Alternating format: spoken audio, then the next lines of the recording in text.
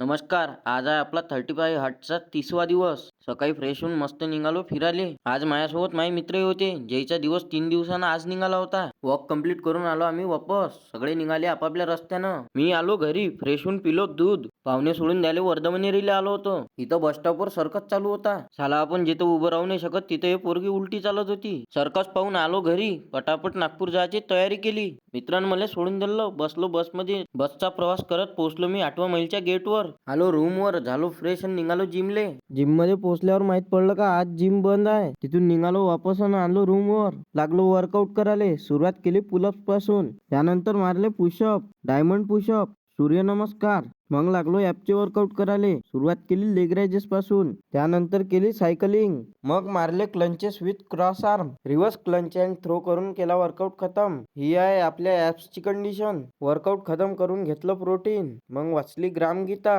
ही आहे आजची सेल्फी. पाणी पिऊन झाले आजचे सारे टास्क कंप्लीट. बोला जय श्रीराम.